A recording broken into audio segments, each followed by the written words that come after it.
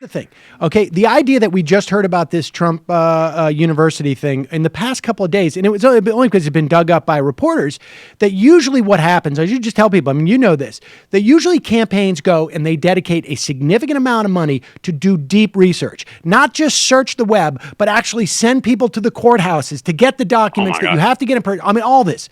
And so the Democrats, tax documents, you go and you find if there's memoirs, you go into library files. I mean, you do all this stuff. The Democrats, according to this piece, had already started this like 6 months ago. The Republicans didn't do it, and here's why. And this is what is so what I love about this. The Republicans didn't do it because they all found it in their best interest not to. And so the fundamental building block of the conservative sort of perspective on the way society works, that if each individual operates in their own self-interest, it's better for the collective good. They have just fried themselves because it. And apparently, Ayn Rand just bit you guys right in your ass. Right. I mean, no, I mean it's true. That's so true. Here is Rubio getting close to that. And, you know, I think it's too little too late, but it's definitely too. I mean, here's number 5. Let's listen to this clip. Go ahead. Yeah. Here's the guy that buys a house for $179,000. He sells it to a lobbyist who's probably here for $380,000, and then legislation is passed. You tell me about this guy. This is what we're going to have. Here's the guy that inherited $200 million. If he hadn't inherited $200 million, you know where Donald Trump would be right now? Selling watches in Manhattan.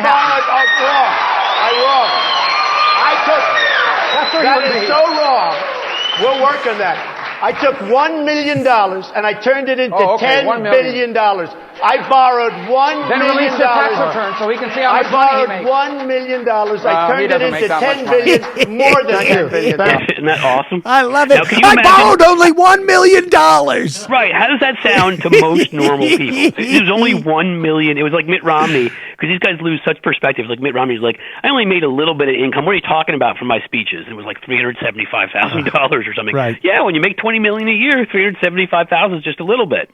But they lose such perspective, and that's the thing that just gets me. It's like he dressed these guys down and went after each of their insecurities, one after another. And it's the clearest thing about his bravado and all the stuff he does is when it comes to both how he sees his prowess as a male and how he sees his finances.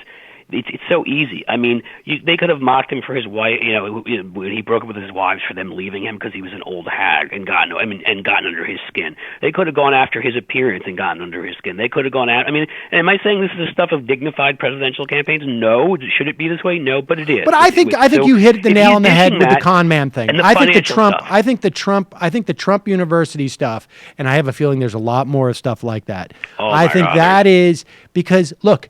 What you're basically saying is this is the guy in what's that play? When the guy comes Oklahoma, story, is that right? it? I mean, like the medicine, the guy who comes around, he's like the singing cabaret guy, and he's I can't remember what it is now, but it's you want to basically say this is a snake oil salesman.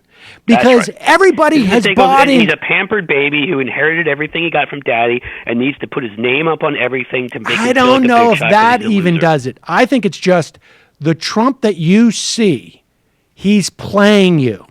That's the only way you get there with this guy because people have already bought in. The only way you undercut this guy is if you say, like, he's deceiving you. He's tricking you. And here's evidence. He's tricked you before. He tricked you and it's a with the Trump you University. Put enough evidence out there, maybe you convince some people, but you also get under his skin to where he loses it and says things like, I only borrowed $1 million. Yeah. And so that further reinforces. I mean, it's the only way they could have ever gone at him. And to watch one after the other flail and fail to do that, you know, it just makes you shake your head.